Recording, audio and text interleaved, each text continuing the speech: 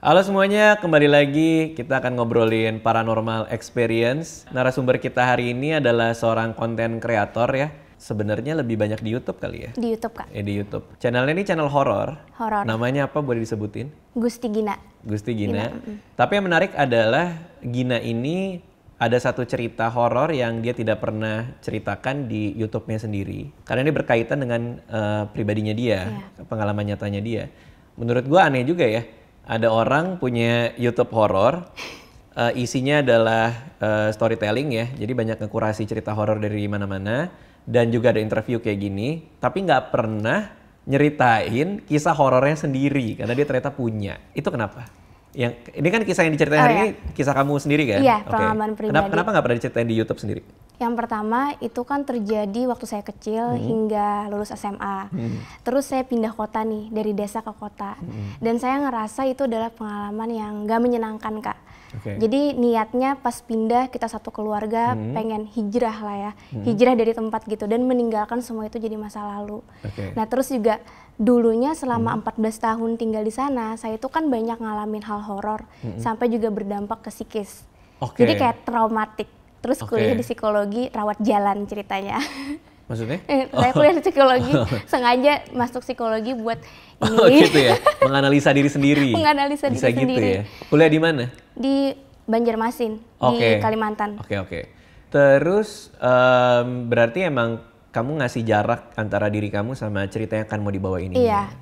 Tapi kenapa hari ini kepikiran buat gue mau ceritain deh di sini gitu? Jujur karena ke Bang Radit. Saya sangat, gimana ya, nggak bermaksud lebay ya Kak. Tapi saya mengikuti jejak Bang Radit, saya kan dari desa ya, di Kalimantan dulu masih SMP. Buku pertama Bang Radit itu menginspirasi banget. Jadi buat saya juga ikutan ngeblog. Terus gitu, terus sekarang YouTube juga ikutin. Terus ada kesempatan buat bertemu sama Bang Radit dan saya rasa saya punya cerita yang bisa saya bagiin. Saya bersedia dan memberanikan diri. Terima kasih loh. Bebannya di gua sekarang. Oke. Cuman tapi kamu nggak masalah ya? Nggak masalah. Nyeritain ini nggak masalah ya? Karena udah lama banget. Gimana ceritanya? Ini terjadi di tahun 2000. Saat itu orang tua saya bercerai, lalu ibu menikah lagi. Nah ini saya ceritain dulu dari backgroundnya ya Kak, karena biar lebih memahami gitu ceritanya gimana. Di tahun 2000 kita pindah nih ke sebuah tempat desa di Kalimantan. Itu jaraknya kalau dari ibu kota kayak dari Jakarta ke Bandung. Jauh. Nah di sana ibu kan punya anak totalnya 8 ya. Otomatis dengan pekerjaan sebagai PNS doang itu kayaknya nggak bisa mencukupi kehidupan. Jadi ibu dengan ayah tiri itu memutuskan untuk membuka rumah makan sebagai side hustle.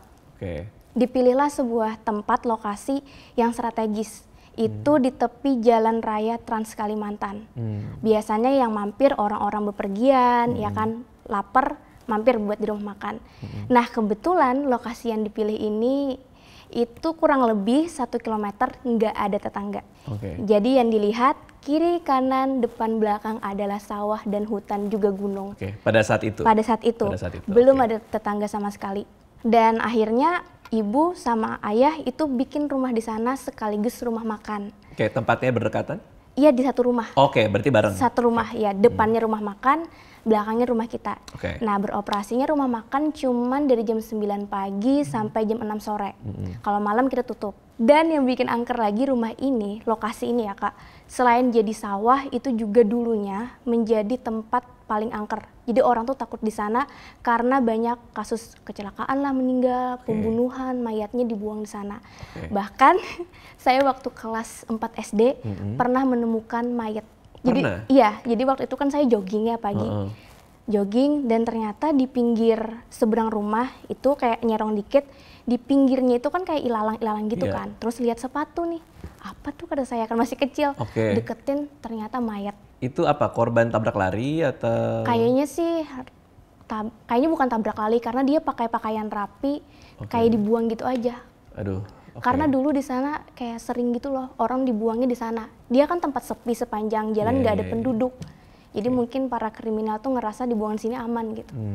Ya udah itu kan bikin wah tempat ini udah nggak beres gitu, udah sepi. Itu yang lokasi nemu mayat itu Deket apa jauh dari rumah makannya? Deket banget, berseberangan. Oke. Berseberangan. Terus sekarang orang-orang yang di rumah ini, itu kan ada saya, ada 4 adik yang masih kecil-kecil, balita pada saat itu. Terus juga ada pembantu, karyawan rumah makan yang tetap itu ada 2 orang, kayak tangan kanan mama. Sisanya ini yang selalu ganti-ganti. Jadi kita total selama 14 tahun, itu bisa dibilang kayak ratusan pembantu. Kenapa jadi ratusan? Karena banyak banget, nggak nyampe 24 jam minta pulang. Oke, mbaknya nih? Iya, karena nggak sanggup, karena diganggu itu. Jadi sering ganti. Bahkan mama kesulitan buat nyari pembantu. Banyak yang harus jauh nyari daerah, biar mereka itu mau kerja.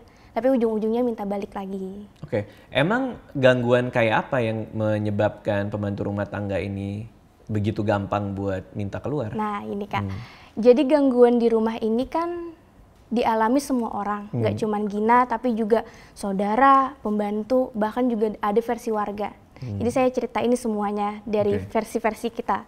Yang pertama, yang menjadi rumah ini banyak gangguan adalah tempatnya. Pertama tempat angker, tempat pembuangan mayat segala macam. Yang kedua sepi, yang ketiga kebetulan keluarga Gina itu ada keturunan kerajaan gitu yang masih ibaratnya tuh masih megang adat istiadat gitu Kak. Dari ibu, dari ayah. Dari ibu ini, ibu saya ibaratnya tuh masih gimana ya, miara lah. Melanjutkan, kita nyebutnya datu. Datu itu adalah leluhur.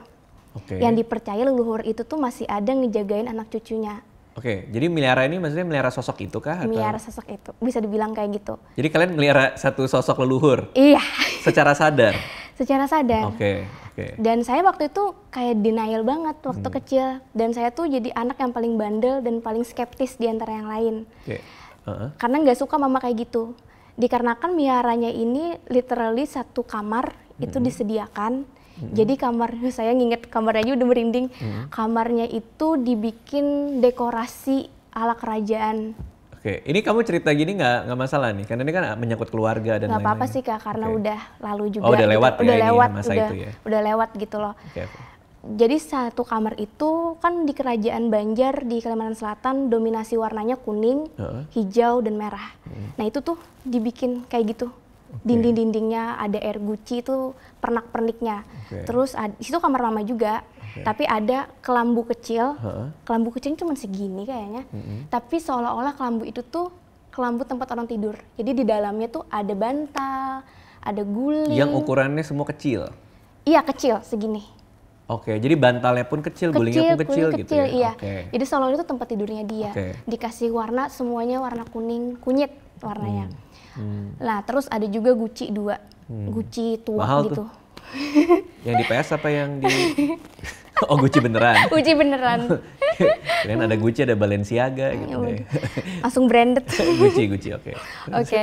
Terus, nah itu kan dari segi penyediaannya Kak. Terus setiap malam Senin, malam Jumat itu disediakan kopi pahit, kopi manis gitu. Ditaruh di dalam kamar? Ditaruh di kamar itu. Biasanya kadang saya yang disuruh, kadang pembantu yang bikinin. Jadi kan rumah ini tuh udah berasa horor gitu kan vibes-nya. Dan di waktu-waktu tertentu saya tuh masih nggak ngerti karena masih kecil. Mama tuh bisa pakai jubah kayak gamis gitu, pakai jilbab juga, warna kuning kunyit semua. Dan saya tuh nggak tahu kenapa mama gitu karena masih kecil. Nah terus gangguan yang pertama itu yang paling intens itu adalah suara. Jadi kalau suara ini terjadi di malam hari, walaupun siang juga bisa. Biasanya di malam hari itu kita selesai Isya, itu udah pada tidur semua Kak. Udah pada tidur semua. Cuman saya tuh suka kebangun buat pipis atau buat belajar. Biasanya itu kalau malam ada suara orang nyapu halaman pakai sapu lidi. Crash gitu. Tapi kan siapa yang nyapu dan kita nggak punya tetangga. Sempat mau dilihat? Sempat ngecek, nggak ada apa-apa, tapi bunyinya tuh nyaring banget. Nah itu suara sapu. Terus yang kedua suara aktivitas di rumah. Jadi kalau malam itu ada suara orang cuci piring, bunyi air ngalir, bunyi cuci piring berdenting-denting gitu. Padahal nggak ada orang yang nyuci. Terus bunyi mesin cuci itu juga bisa gerak sendiri. Jadi bunyi mesin cuci kan nyaring ya, bunyi mesin cuci yang dulu lagi. Kita serumah sih kalau yang keluarga udah biasa. Tapi kalau pembantu kan orang baru pasti kayak kaget. Ini apa? Ini apa? Apalagi mereka ngecek, ini siapa nih, apakah anak-anak nih yang cuci piring, dicek nggak ada siapa-siapa. Itu dari segi suara. Terus dari segi visual, kalau ngelihat itu setiap orang punya ceritanya masing-masing. Versi saya, versi Ade, dan versi pembantu. Dan contohnya ini versi saya dulu ya, versi saya dulu. Banyak sih sebenarnya karena 14 tahun, hampir setiap hari itu ada aja kejadiannya. Tapi saya ceritain yang menurut saya berbekas banget di ingatan. Yang pertama adalah menyerupai ibu. Itu sering banget Kak, jadi saya tuh sampai nggak bisa bedain yang mana ibu asli, yang mana sih makhluk itu. Jadi dulu ibu tuh kan sering manggil ya, Gina, Gina gitu, nyuruh apa gitu.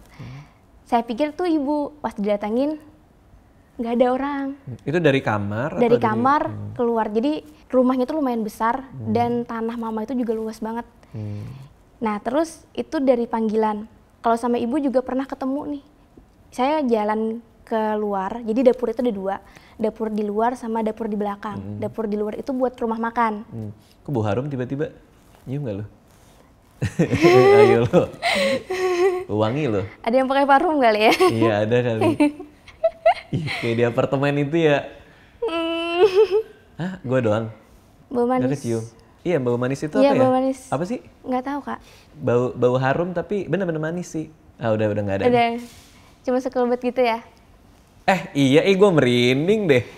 Gak tahu sih Kak kalau emang kamu juga nyium tadi? Sebentar doang. Iya, gitu. Sebentar doang. Beneran cuman lewat iya, gitu doang kan? Gitu doang. Tapi baunya harum. Tapi pas kau bilang manis, lebih ke manis memang. Iya. Kayak aku bisa ngecap gitu. Cuma sekejap tadi. Tapi bukan melati, bukan apa. Tapi bener-bener kayak cuman lewat. Gue nyium baunya. Tapi gue kayak bisa ngerasain rasa di mulut gue gitu. Aneh banget, ini kopi loh by the way, kopi pahit loh. Aneh bener, ya udah lanjut ya. Lanjut, tadi sampai menyerupai mama ya. Nah itu kan saya ke depan nih Kak, malam. Karena ada suara bunyi kompor, tek gitu kan, kompor gas. Oh mama masak nih kali gitu kan. Keluarlah dari kamar, tek jalan, ternyata nggak ada orang. Oh yaudah deh, balik lagi. Terus bunyi lagi, tek gitu kan, bunyi kompor itu khas banget kan. Keluar lagi saya. Ada mama masak. Oh mama gitu kan. Nggak saya ajak ngobrol juga karena dari samping. Nggak saya di situ kan. Balik lagi di kamar, aduh merinding. Dan udah balik kamar, main sama Ade. Bukannya mama ke pasar ya? Jadi mama itu ke pasar setiap malam. Karena buat jualan besok. Langsung saya pergi ke ya garasinya lah, lihat motor ada atau enggak. Kalau ada berarti mama di rumah. Kalau nggak ada berarti mama nggak ada. Ternyata nggak ada motornya. Terus saya minta temenin Ade. Temenin ke dapur luar. Berdua kan. Dapur luar ya? Dapur luar. Ternyata nggak ada siapa-siapa. Itu ngeliat mama. Jadi seperti kayak gitu tuh sering Kak. Ade juga ngalamin? Ade juga ngalamin. Dia punya versinya sendiri lah. Nah ini kan kayak ketemu mama gitu kan. Terus ada lagi kejadian lain. Itu lagi-lagi pas mama di luar. Kita 2 lantai.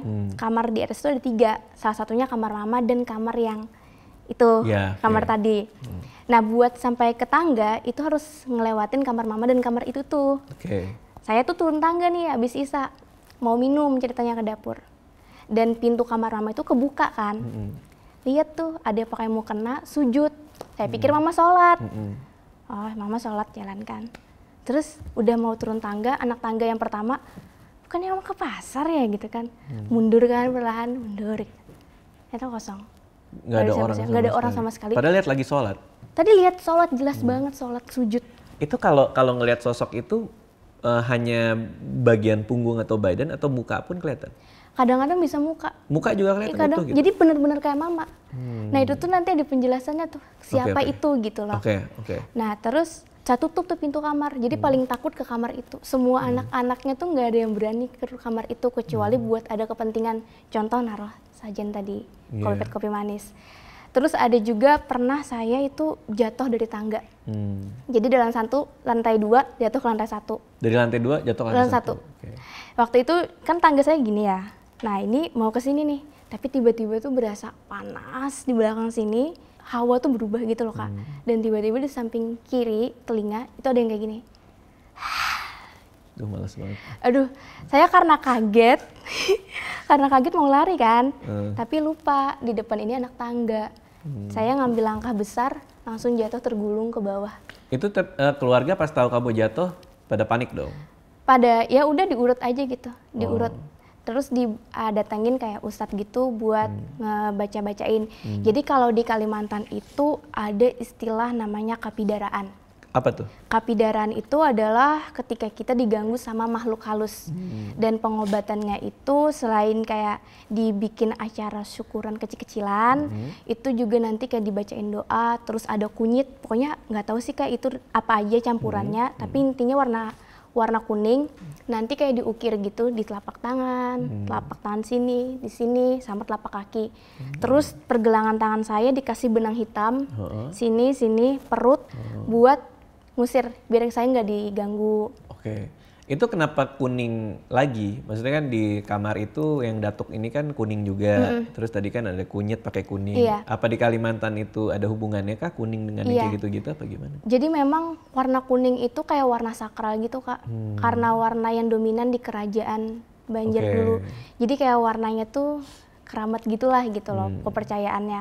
Nah saya tuh sering digituin, jadi anak mama yang paling sering dipidara itu saya. Dipidara itu diobatin. Diobatin. Diobatin tadi. Selain yang jatuh tadi kan selain diurut, saya juga digituin. Saya pernah juga itu, saya kan sangat skeptis dan gak suka mama kayak gitu loh. Menurut saya itu udah gak baik lah. Gitu. Tapi sama mama tuh selalu nyuruh saya buat bikin kopi pahit, kopi manis. Dan mama tuh kayak, kamu tuh bandel banget gak percaya sama Datu. Kayak gitu loh. Dia tuh ngejagain kita gitu. Tapi saya tuh enggak. Sampai nangis-nangis tuh disuruh bikin kopi tuh sering. Sampai suatu hari saya bikin kopi nih, pahit, kopi manis. Ada kadang-kadang tuh ada sama kue-kuenya juga. Jadi wadah 41 itu kue yang emang disajiin buat acara kerajaan pada zaman dulu. Saya taruhlah ke kamar itu sendirian sambil maki-maki si Datu. Tindakan yang bijak sekali. Itu konyol sih. Jadi kayak apaan sih, capek tau nggak setiap seminggu 2 kali disuruh-suruh, dimarahin. Ini masih SD nih? Masih SD. Masih marah-marah tuh di depan kelambunya itu. Di depan kelambunya itu kan, pokoknya saya maki-maki lah marah-marah karena saya dibikin susah menurut saya, dibikin ribet hidupnya gara-gara bikin kayak gituan. Sampai saya keluar, tiba-tiba saya sakit kepala. Sakit banget kepala saya. Terus dipikir sakit kepala biasa ya Kak. Udahlah gitu kan, sehari masih sakit kepala. Sakitnya tuh sakit banget kayak migrain. 2 hari masih sakit kepala, 3 hari baru saya berani bilang ke ibu, Mah, aku sakit kepala nih 3 hari, masih sakit. Terus kata mama, si kembandel kayak gitu kan. Didatengin lah si ustadz yang ngebacain doa, nanti dipidarai lagi. Terus dibilang, kamu ini dijitak sama Datu. Kepalanya. Dijitaknya tapi lama ya? Iya kayaknya lama, jadi efeknya itu sampai 3 hari. Dia main karambol kuat gitu. Dia sekali jitak 3 hari. 3 hari sakitnya. Kepala loh. Iya. Iya. Berarti hanya kamu kah yang sampai separah itu digangguin ya sama sosok di rumah? Atau adik-adik juga sama ekstrim ya? Sampai dibuat jatuh, sampai di... Kalau yang paling parah saya. Karena adik-adik masih kecil, mereka kayak asik main kan dunianya. Saya tuh udah kelas 5, kelas 6. Jadi udah kayak, dan saya tuh punya gimana ya, perasaan menolak gitu. Kebetulan, ini kalau dari segi leluhur lagi ya Kak. Ayah saya sama ayah ibu tuh kan sama-sama keturunan kerajaan gitu. Menurut cerita nenek. Mereka ini di zaman dulu kerajaannya berseberangan. Musuhan. Jadi kayak leluhur Datu dari nenek itu sama dari ayah tuh kayak selek juga ceritanya gitu. Makanya saya tuh kayak banyak gangguannya gitu. Sakit kepala ini juga saya sering alamin kan. Kayak nggak cuman sekali 2 kali sampai kelas SMA nih sekarang. Semenjak maki-maki itu? Maki-maki itu. Tapi apakah sebelumnya juga pernah disentil-sentil gitu? Nggak? Cuman biasa aja sih, sakit-sakit meriang doang. Tapi kalau sakit kepala itu semenjak itu. Terus saya pikir pas SMA nih ya Kak, saya pikir saya nih ada gangguan saraf atau apa kepala saya. Ke dokter lah. Emang seberapa sering sampai kamu merasa ini ada gangguan? Kayak seminggu tuh pasti ada sakit kepala, migrain gitu kan. Terus ke dokter, dirujuknya ke dokter saraf saat itu, dicek kan. Terus kata dokter, nggak kenapa-napa gitu. Yang penting kamu happy aja ya, jangan terlalu banyak pikiran. Gitu aja sih dibilang, emang dikasih resep. Tapi nggak dibilang ada apa-apa sama saraf tuh nggak ada. Tapi ya udah gitu. Itu ke dokter pertama kali. Iya. Yang kedua kali juga ke dokter THT. Kenapa ke THT? Nah, ini kan tadi bilang kalau di rumah itu ada gangguan suara kan, Iya. aktivitas malam. Itu terjadi setiap malam, Kak. Bunyi-bunyi terus? Setiap malam. Oke. Jadi semenjak saya ya kelas 1 SMP lah sampai SMA, setiap malam biar bisa tidur, saya pakai headset. Oke. Saya pakai headset dengerin musik. Tunggu tuh, itu suara-suara yang tiap malam ini kedengeran, satu rumah juga denger kah atau? Iya, kalau mereka bangun denger. Oke. Nanti ada versi dari pembantu gitu. Oke. Ini kalau versi saya dulu, itu kan saya bener-bener tiap malam kan, dan kamar saya tuh di lantai 2. Dan bisingnya tuh kayak bikin takut secara psikis tuh kan kayak parno gitu loh, Berarti Kak. seberisik itu ya? Nggak cuman sekedar alat masak dijentingkan gitu, tapi udah sampai segitu ganggu? Enggak intens full, jadi misalnya kayak 5 menit bunyi ada orang yang jalan. Oke. Terus stop beberapa menit, tiba-tiba dia ngetok. Terus beberapa jam kemudian di atap, kan saya lantai 2, ngedenger tuh kayak ada orang jalan di atas atap. Jadi kan kayak takut Kak atmosfernya. Oke, dan belum lagi kamu juga nggak tahu akan ada suara apa lagi ya? Iya, nggak tahu. Jadi antisipasi bahwa apalagi nih, Iya, apalagi itu bikin susah tidur kan? Iya, susah tidur. Oh iya benar, dulu pas aku bujangan gitu juga di rumah tuh. Kan yang suka ada suara bangku geser-geser di lantai 2. Kalau suara geser sekali mah nggak apa-apa, tapi kalau udah 2 kali, 3 kali, kita jadi kayak ini akan ada apa lagi sih gitu loh maksudnya. Jadi kayak menunggu yang lain ada suara apa laginya itu yang bikin susah tidur kan? Iya. Karena kita nebak-nebak terus. Iya benar. Makanya pakai headset. Makanya pakai headset, bertahun-tahun nih pakai headset. Dengar death metal tuh.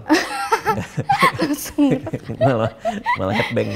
Terus? Nah, karena tiap tahun dan tiap hari pakai headset, telinga saya tuh sampai kayak sakit, kayak ada yang nusuk. Bingung nih, kayaknya saya mikir bakal tuli apa gimana nih gitu kan. Terus kata mama coba ke dokter THT. Diperiksa dokter kan. Ini gendang telinganya kayak udah bukan rusak tapi udah ini keseringan pakai headset ya gitu sih dokternya bilang nembak. Oh iya dok, kata saya kan. Jangan lagi ya, soalnya ini yang bikin telinga kamu sakit, kata dokternya. Jangan dikurangin. Emang tiap hari pakai headset?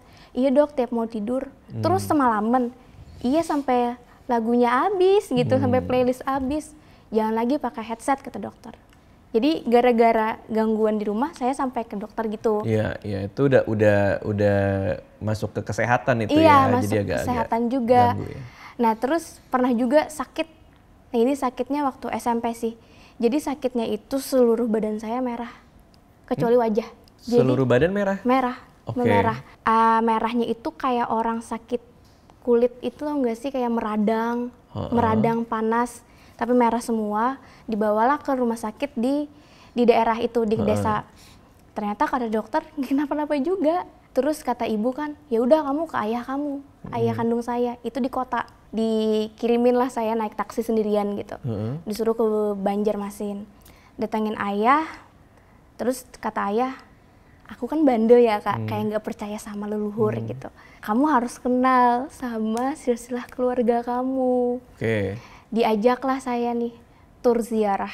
Ini ayah kandung berarti? Ayah kandung. Oke. Sekalian diobatin. Jadi ke makam terdahulu lah, kayak makam Raja Banjar, ke candi juga, candi bekas kerajaan zaman dulu gitu kan. Sambil diobatin. Jadi cuman dikasih kopiah, ditepuk-tepuk gitu sama dupa, terus dimandi air kembang. Dan sekitar 3 hari itu berangsur-angsur normal kembali kulitnya. Oke. Jadi itu saya kayak di titik itu, kok bisa ya? Kayak masih berusaha merasionalkan, masih remaja kan, masih banyak denial. Tapi ya udahlah. Terus kejadian di rumah yang versi saya itu pernah juga ngelihat sosok yang bukan yang menyerupai mama. Biasa kan menyerupai mama ya. Jadi saya tuh kalau misalnya malam suka kebelet, turunlah ke bawah ke toilet. Nah ke toilet lantai 2 turun harus melewati 3 pintu. Jadi rumah saya tuh kayak labirin, ada pintu-pintunya. Setiap ruangan ada pintu. Di lantai bawah atau? Lantai bawah, lantai satunya. Sudah selesai, pas yang buka toilet, jadi toiletnya tuh kayak gini Kak, kotak kayak gini ya. Tapi toiletnya bagian sini, di sini pintu, di sini space. Space dulu tuh mesin cuci sama lemari. Saya buka nih, ada sosok nenek-nenek pakai kebaya. Terus saya pikir siapa nih nenek-nenek gitu ya, karena kayak kayak manusia sih, biasa aja gitu. Di kamar mandi? Bukan, di depan kamar mandi. Oh, di depan kamar mandi, oke. Yang saya kalau lewat tuh harus ngelewatin itu gitu loh. Dia lagi apa? Berdiri doang, pakai pakaian kebaya, ngeliatin doang. Terus saya pikir, sudah mulai parno nih, udah deh pergi aja gitu kan. Nah, saya pikir tuh cuman saya tuh ngalamin itu. Ternyata ada saya juga ngeliat sosok itu. Di malam yang sama? Di malam yang berbeda, beberapa waktu kemudian. Nah, ini masuk ke versi adek ya. Versi adek. Jadi saya punya adek itu 5, tapi yang tinggal di rumah cuma 4, satunya sama nenek. Berarti kamu beda yang paling rumah. tua ya? Saya paling tua di rumah. Nah, terus si adek ini namanya 4 adek, kakak tertua tuh bebannya besar ya kayak di rumah gitu. Harus ngurusin adek, ibu sibuk. Saya ngajarin mereka. Mereka walaupun masih kecil harus bertanggung jawab sama barang-barangnya, termasuk seragam sekolah sama kaos kaki. Karena saya cuci sendiri. Jadi mereka tuh belajar nih nyuci sendiri, Kak. Salah satunya ini bernama Nida. Dia ini nyuci kaos kakinya malam hari sekitar jam 8:30 malam. Nyuci di kamar mandi, ngecek gitu kan. Udah selesai bilas, bukalah kamar mandi nih. Ternyata dia juga ngeliat sosok itu. Yang sama persis? Sama persis, tapi bedanya dia nggak berani keluar. Dia tutup lagi kamar mandi dan sampai subuh di kamar mandi, tidur di sana. Dia tidur di kamar mandi gara-gara nggak berani ada itu. Sosok itu. Terus kamu cross check ke dia bahwa mukanya kayak gini, bajunya kayak gini, dan ternyata pas diceritain sama persis. Iya sama, dan dia tuh cuma sebentar gitu kayak, hah gitu, siapa tuh kayak gitu. Dia tuh kan masih anak kecil kan, dan dia jelas itu bukan orang rumah. Nah saya teringat nih, apa mungkin ya ini kayak teori saya. Jadi dulu waktu adik saya yang bungsu, itu ada nenek-nenek yang ibaratnya kayak ART kita yang khusus buat mengasuh si adik. Jadi udah, dan kebetulan dia itu sukanya tidur di depan kamar mandi itu. Jadi dulu ada dikasih kasur, dia pengen tidur di situ. Nah terus beliau itu pas adek udah usia 3 tahun lah si Ica itu, beliau pulang lalu meninggal dunia. Itu emang tempat beliau gitu loh. Tapi bajunya memang kebayaan? Dia emang suka pakai kebaya. Oh, mukanya ingat dengan jelas? Mukanya iya kayak udah, dia aja tuh berdiri jongkok gini loh Kak, karena udah tua banget. Mukanya pun juga. Cuman kok baru muncul ketika ya SMA makanya ya? tuh. Cuman udah. Setelah berapa waktu baru diperlihatkan? Tapi saya SMA itu adik masih baru 5 tahunan sih yang bungsu. Jadi baru selang 1 tahun 2 tahun gitu semenjak dia meninggal. Cuman dari tadi itu kan kayak daerah itu sebenarnya katanya kan angker ya. Tapi kejadian-kejadian yang ada di sana tuh kayak lebih berkaitan ke keluarga atau penampakan yang berupa ART yang sudah lama. Kalau dari sosok-sosok yang lain mungkin yang ada di sana pernah ada juga? Ada juga Kak. Nah kalau ini tuh dari versi adik saya. Jadi kan yang kita tahu nih kayak gangguan datuk tadi ya. Terus adik saya ini dia waktu itu bangun jam 5 subuh sebelum azan. Sekamar berdua, si Lana sama si Nida itu masih kelas, ya masih 2 SD apa 3 SD dia. Pas bangun kebetulan lantai 2 itu dia dindingnya tuh nggak ketutup. Jadi kayak sekat-sekat gitu, kayu. Dan langsung ngeplong ke ruang karaoke. Ke ruang karaoke itu ruang lesehan buat pelanggan. Tapi ada karaokeannya. Karena ini rumah makan kan? Rumah makan. Nah kebetulan itu adalah menurut kami ruangan paling horor kedua di rumah. Ruang karaoke? Dia luas dan kita langsung ngelihat kalau di lantai 2. Paling ruang karaoke ruang horor ya? Iya, justru horor. Karena di samping ruangan itu, kan dindingnya ya Kak, luarnya itu ada 2 pohon beringin gede. Yang dari awal tuh udah ada. Nah pohon beringin itu kata ya orang yang bisa ngelihat di sana, itu tuh jalan raya makhluk gaib. Kebetulan di belakang rumah kita kan sawah ya, dan di sawah itu tuh sebenarnya pasar gaib. Kata orang sana? Kata orang sana. Jadi kayak udah bawaannya tuh kayak takut kan ngelihat ruangan itu. Nah adik saya tadi bangun nih, mau ngambil sholat subuh. Terus dia pas kayak gini-gini kan, bangun tidur. Ngeliat tuh ada cewek di ruang karaoke itu berdiri, kayak ngeliatin dia kayak gitu, berdiri. Dia kaget kan, itu siapa? Pas salah lihat gitu. Kayak kuntilanak, pakai baju putih, rambut panjang. Dia panik nih, yang anak kecil. Terus dibangunin lah adek. Yang kedua, yang si Nida. Kak, bangun Kak. Gitu. Tuh ada cewek nggak tahu siapa. Terus yang si Nida ini bangun kan. Nggak ada, oh ya nggak ada ya. Nah itu kemungkinan bukan dari Datu. Oke. Itu bukan. Karena tuh bentuknya kuntilanak. Bentuknya kuntilanak. Terus ada juga yang adik saya Habibi namanya. Nah ini adik yang kedua. Tadi kan ada banyak ya Kak. Iya, ada 5 kan ya. Ada 5, Gita, Habibi, Nida, Lana, Ica. Nah sekarang pengalaman Habibi nih.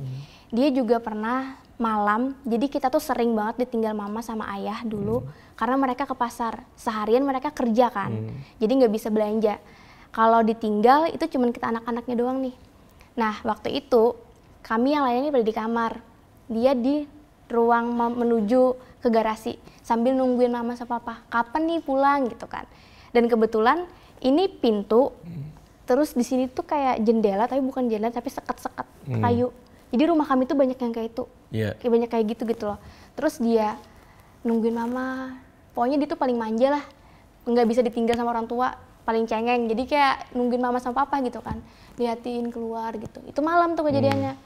Terus dia lihat di seberang rumah, jalan kan seberang rumah, itu kayak di sawah-sawah gitu. Ada cewek tuh kayak berdiri, kayak kuntilanak, ngeliatin dia. Terus Habibi ini kan kayak bingung juga, itu apaan? Dia liatin lama, itu manusia atau bukan gitu. Tapi kok wajahnya pucat, kata dia. Sampai dia ngeh kalau itu bukan manusia, dia langsung bergidik dan masuk ke kamar. Lalu cerita, ada ini, ada hantu. Ya udah kayak, udah nggak apa-apa. Itu bukan yang sama kayak di ruang karaoke? Nggak tahu sih sama atau enggak, tapi sosoknya mirip kuntilanak. Nah itu kan versi adek ya. Terus ada juga versi adek, ini sekarang kita versi ke pembantu. Nah kalau pembantu ini kan saya bilang ada 2 nih yang tangan kanan mama. Mereka ini tuh nggak mau nginep Kak. Dari pagi sampai sore, habis maghrib baru pulang. Tapi mama ini butuh pembantu buat nginep kan, buat jagain kami juga. Biasanya yang nginep ini nih yang nggak betah. Banyak sekali yang mereka langsung caw gitu, nggak sampai 24 jam. Nah saya ceritain, ada nih 2 kakak beradik yang dari kabupaten tetangga, jauh lah mama dapatnya kan.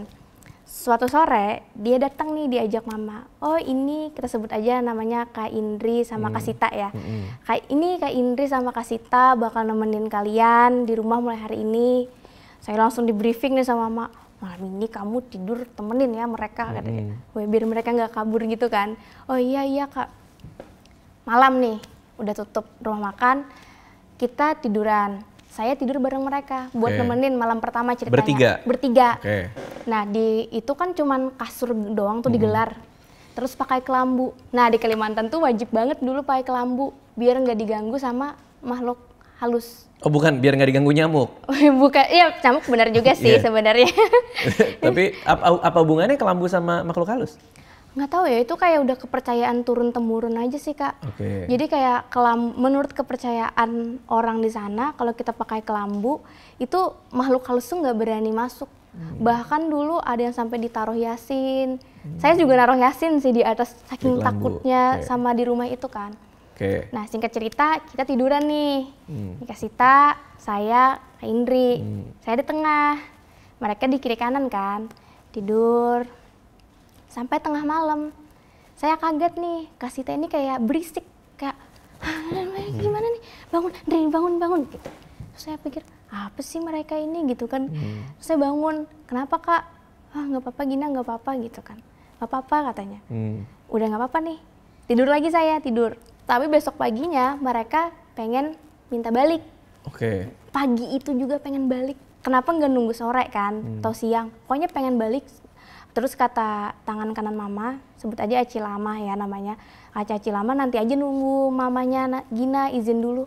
Enggak Bu, saya mau balik aja. Kami nggak apa-apa nggak diantar gitu. Baliklah mereka. Ternyata saya tanya nih ke Aci Lama. Aci Lama itu bibi ya Kak. Kenapa mereka langsung balik? Tadi malam, mereka biasa diganggu, nggak kuat. Jadi si Sita ini, dia itu kebangun karena merasa di kelambu itu dia ngelilingin. Dipikir dia anak-anak kan, adik saya Kak Usil gitu. Ternyata pas dia buka mata, dia ngelihat sosok besar, tapi cuman kayak bayangan kan dari kelambu. Berjalan ngelilingin, jadi kayak menurut dia tuh besar banget, kayak gitu, kukunya panjang, kelilingin dia. Ngeliling kelambu, dia panik nih, sedangkan si Indri ini juga kayak tidurnya Kayak gitu Kak, kayak kejang-kejang gitu lah. Gitu ya? ya? Rep-repan gitu. Terus ternyata si Indri ini, dia itu mimpi dililit ular. Ular gede banget di rumah itu dan dia tuh kayak nggak bisa nafas. Terus mereka tuh kayak parno kan berdua. Ya udah, mereka memutuskan untuk balik. Berarti meskipun udah ditemenin, tetap diganggu juga. Tetap diganggu. Terus, tapi kenapa orang yang tinggal di rumah itu nggak pernah se-ekstrim pembantu-pembantu ini ya? Mungkin karena kita keturunannya mungkin ya Kak, kayaknya sih kayak gitu, jadi nggak se-ekstrim mereka. Terus ada juga nih yang dari sisi pembantu juga, ini yang tangan kanan Mama, si Bibi Lama tadi. Jadi suatu hari di Kalimantan itu sering banget mati listrik. Ada bergilir setiap 2 hari sekali listrik mati, dan itu matinya jam 5. Baru nyala nanti sekitar jam 7 atau kadang bisa lebih lama.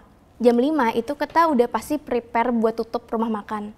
Nah rumah makannya ini Kak ada yang di depan bagian rumah, ada juga yang di tanah-tanah bikin kayak payung gitu loh rumah. Ada gazebo-nya juga, otomatis harus ngambilin barang-barang itu kan buat dimasukin ke dalam.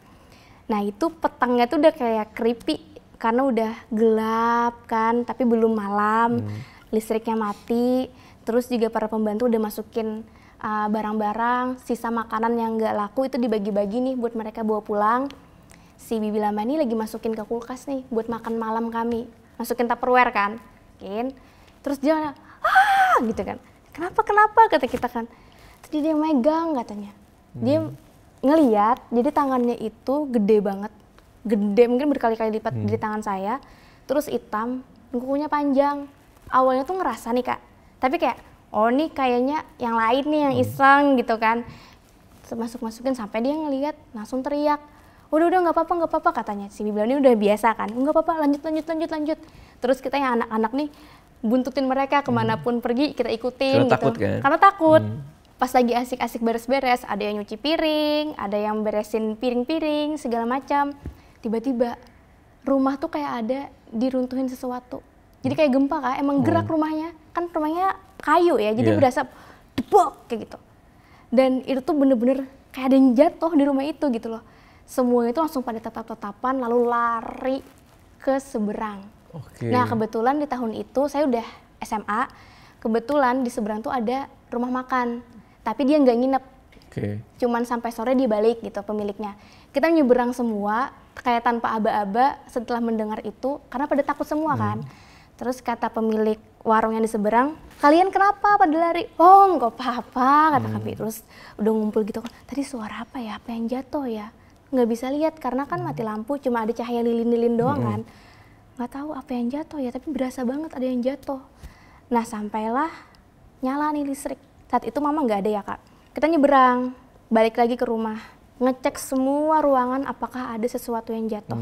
Tapi nggak ada apa-apa yang jatuh. Jadi hanya bunyi aja? Hanya bunyi dan getaran di rumah.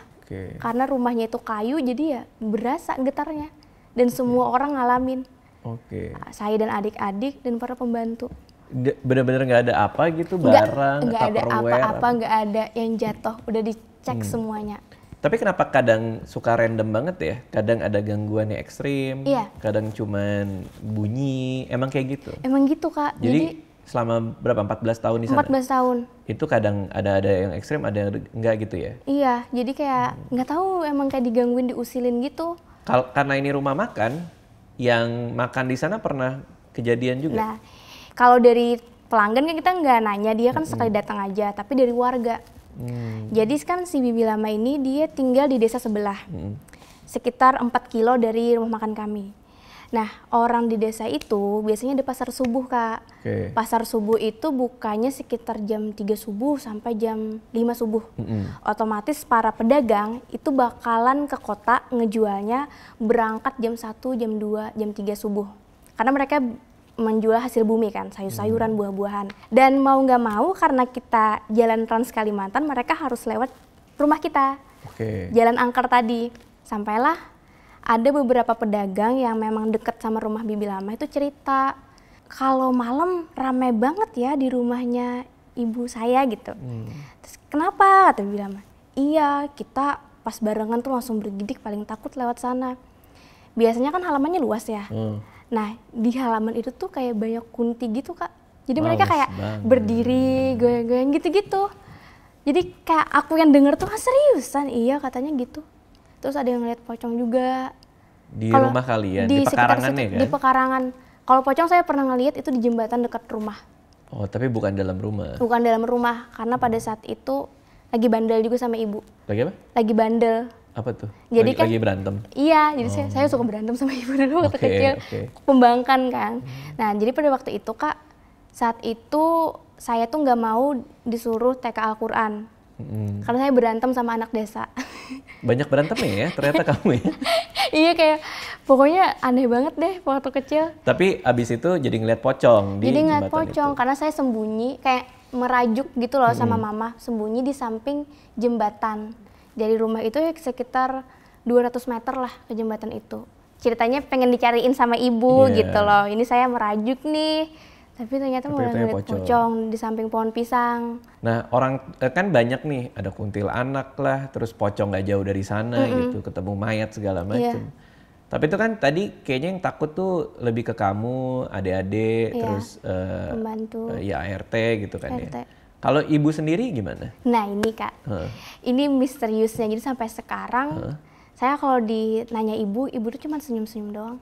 Dia cuma bilang kayak, nah itu Datu. Terus diceritain nih kalau mama ini punya gampiran itu kayak kembaran tapi di alam gaib. Jadi mungkin aja kata mama yang kamu lihat menyerupai mama tuh kembaran mama gitu. Tapi yang menyerupai itu hanya menyerupai mama, nggak pernah menyerupai adik, nggak pernah? Nggak pernah, hanya mama. Jadi kayak apa mungkin gitu ya. Terus mama juga pernah bilang leluhur kita tuh sebenarnya nggak meninggal, mereka itu bertapa dulunya. Terus hilang nih setelah bertapa itu. Saya nggak ngerti ya, kan itu cerita-cerita zaman dulu gitu. Terus apa lagi ya, banyak sih Kak itu ceritanya. Oke, berarti kamu di rumah itu 14 tahun sampai SMA, lulus SMA pindah ke kota lain. Oke, kamu kan tadinya skeptis. Iya. Sekarang masih? Sekarang saya nggak skeptis sih, cukup percaya bahwa itu adalah jin. Saya nganggapnya bukan hantu. Dulu kan skeptis banget, apalagi pas udah kuliah di psikologi kan ada penjelasan yang akan tentang halusinasi, ilusi. Betul, itu temanku pernah bikin skripsi soal kesurupan massal. Iya, itu kan histeria mass kan? Iya, tapi mama itu bilang kalau jin itu bener-bener ada dan Allah kan ciptain manusia dan jin buat menyembahnya dia. Tapi bedanya kita punya alam masing-masing gitu loh. Tapi saya ya begitulah, cukup percaya aja sih kalau cerita-cerita horor. Karena ngalamin. Karena ngalamin yang itu kan? Karena ngalamin 14 tahun itu. Terakhir pengalaman yang didapetin apa? Mau itu di rumah, mau itu di kampus? Kalau di rumah itu kan kita pindah tahun 2014. Jadi rumahnya dijual nih Kak. Dan dalam proses menjual rumah itu pun 2 tahun baru laku. Karena menurut katanya, kata kakak saya kan yang berusaha buat menjual itu, dia tuh banyak banget diganggu karena orang-orang yang di makhluk gaib di sana, mereka tuh nggak mau rumahnya dijual, pengen tetap kami yang menjadi penghuni di sana. Itu saya pas pindah ke Banjarbaru, pindah kota, saya udah jarang banget ngalamin namanya hal horor. Sampai suatu ketika yang proses penjualan rumah itu. Apa yang terjadi? Tahun 2014-an, kakak saya tuh baru menikah. Jadi di rumah itu baru saya, kakak dan kakak ipar, bertiga kita tinggalnya. Tapi dulu tuh kakak nggak tinggal di sana ya? Enggak, kakak itu udah di kota setelah mama ayah bercerai, kakak ikut kakek di kota. Saya baru ngumpul sama kakak setelah kuliah. Nah tinggal di sana, itu saya melihat kayak ada, di kamar saya tuh sendirian. Waktu itu tidur, tapi ada ngelihat sosok cowok pakai hoodie, pakai jubah, kayak jubah Akatsuki, tau gak sih Kak? Oh, matanya ada sharingannya? Cuman gak ada awan-awan merah, maksudnya pas sepanjang itu gitu loh. Jadi Itachi lagi? Jadi Itachi. Oke. Itu terakhir kali? Terakhir. Tapi jadi modern juga ya? Tadinya kebaya, sekarang jadi pakai hoodie. Iya, jadi dan kayak random gitu banget, ya? tapi nggak tahu itu apakah gangguan yang dari rumah yang dulu atau itu emang makhluk yang ada di sana. Karena saya pas udah pindah tuh jarang banget lagi ngalamin, dan saya punya teman baik yang ayahnya itu ustadz. Terus beliau tuh ngajakin saya saat itu sholat taubat lah, ngaji lah, segala macam buat menghindari gangguan-gangguan jin gitu. Dan kakak saya yang akhirnya ngalamin, justru dia paling skeptis. Saya udah skeptis kan Kak, tapi saya tinggal sama mama, mau nggak mau ngalamin hal-hal yang nggak masuk akal ini selama 14 tahun. Karena dia udah pindah nggak sama mama, otomatis tingkat skeptisnya itu lebih tinggi. Tapi karena proses menjual rumah itu, justru dia sekarang kayak, oh iya bener-bener, karena dia ngalamin cukup ekstrim sih kalau menurut saya. Apa yang dia alamin emang? Jadi waktu itu kan kita berusaha buat menjual rumah itu berkali-kali calon pembeli dan semuanya gagal. Sering berubah pikiran, bahkan last minute kayak gitu loh. Ternyata dari pihak ibaratnya datu atau leluhur itu sama makhluk-makhluk di sana tuh nggak terima nih rumahnya mau dijual. Jadi mereka marahnya ke kakak, ke abang saya, kayak kamu ngapain jual rumah ini, nanti mereka nggak tinggal di sini lagi. Jadi kakak itu yang paling ekstrim aja saya ceritain, suatu malam dia tuh kan tinggal di sama saya ya, dan dia tuh denger derap kaki kuda. Kuda kan gitu kan, kaki plok-plok gitu. Tapi dia mikir, siapa nih naik kuda malam-malam gitu kan. Bangunlah dia nih, dia bangun, coba ngintip di jendela, ternyata di depan tuh udah ada kayak kereta kuda gitu Kak. Dia ngeliat sendiri? Ngeliat sendiri, dan awalnya dia bingung, ini manusia bener apa enggak gitu. Terus ada pasukannya juga gitu, jadi kayak satu rombongan di depan rumah kita yang di kota itu. Nggak ngomong, ngeliatin dia doang, dan kakak ini tuh kayak nggak tahu kenapa dia kayak ngerti. Padahal nggak ada komunikasi ya, cuman kayak perasaan tuh ngerti nih aku dimarahin sama mereka karena mau ngejual rumah itu. Dia udah feeling lah ya. Iya feeling kayak, oh nih mereka nih kayak ada, kayak saya nggak ngerti sih penjelasannya tuh kayak gimana kan. Tapi kakak bilang ini jelas banget nih dari yang di sana nggak suka mau dijual gitu. Tapi paling ekstrim tuh kereta kuda. Kereta kuda, karena kan dia apaan nih siapa dia yang naik sendiri, kuda ya sendiri. Yang awalnya skeptis banget kayak langsung, ternyata ngalamin juga gitu kan. Itu tadi cerita kamu. Sekarang kamu tinggal di Jakarta. Iya. Di Jakarta aman? Sejauh ini aman. Nggak pernah ngalamin, cuman sekali sih suara suami doang waktu tidur. Jadi kan awalnya saya ngonten ya Kak, itu bukan horor. Awalnya tentang psikologi, mental health gitu, sama beauty. Sampai nyoba ngebahas urban legend di tempat saya, di Kalimantan Selatan. Tentang Saranjana, kota gaib itu. Ternyata bagus nih viewsnya, cobalah bikin cerita horor. Bagus juga, terus dia penasaran. Saya tuh nggak pernah cerita nih sama suami Fadil saya. Penasaran? Penasaran. Oh suaminya? Suaminya. Yang nemenin ya berarti ya? Iya, dia tuh nggak pernah saya ceritain gitu loh tentang pengalaman saya 14 tahun itu. Karena saya ngubur kan Kak, sampai saya ceritain pengalaman saya nih. Saya ceritain. Yang ini barusan kan? Iya barusan ini. Terus dia dinas keluar kota besoknya kerja. Saya ditinggal sendiri, dan saya tuh gak enak badan karena habis cerita tadi. Pas malam lagi tidur, itu saya kebangun sekitar jam 1-an, dengar suara ngoroknya suami. Jadi kayak di samping orangnya nggak ada. Jadi awalnya tuh mikir kayak, aduh ngorok lagi pasti kecapean gitu, maksudnya mikirnya kayak gitu kan. Terus ini bukan suami sih, dia kan nggak ada. Tapi kayak meyakinkan diri ini kayaknya salah denger apa gimana, halusinasi apa gimana, atau mimpi gitu kan. Masih rebahan, masih merem Kak, tapi ini beneran suaranya nyaring banget di samping.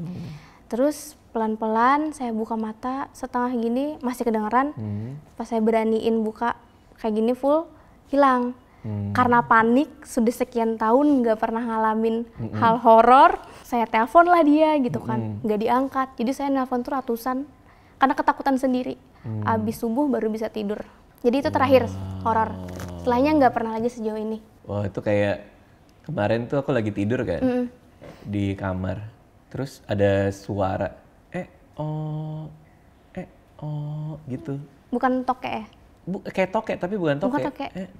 Pas aku bangun gitu, anakku yang paling kecil lagi berdiri di pinggir railing. Dia ngeliatin aku, dia bilang, Iya anak kakak berarti. Iya. Nggak taunya dia lagi nyanyi burung kakak tua. Iya. Tedung. Tapi tengah malam ya. Tapi dia nggak bisa ngomong tedung, misalnya si Aksa, karena mukanya gitu lagi, botak giginya 2 gitu kan. Tapi mukanya serius. Serius kan? Kaget banget. Coba itu ya tadi ya ceritanya Gina ya. Katanya kamu mau nulis juga. Iya masih rencana Kak, jadi mau nulis yang cerita ini. Yang ini? Cerita ini kan belum semua, kan banyak banget ya sama 14 tahun. belajar juga menulis. Oke. Insya Allah. Oke. Semoga bisa. Oke, ya mudah-mudahan segera ada bukunya ya. Amin. Biar bisa dirangkainya lebih rapi kali ya. Nanti kalau dibuka kan orang bisa baca gitu. Oke, makasih Gina. Terima kasih udah datang. Kalau misalnya mau main ke YouTube-nya, apa tadi namanya? Di Gusti Gina. Silahkan mampir. Ya, tuh ada banyak cerita horor juga di situ ya. Makasih semua yang nonton nih. Dadah. Dah.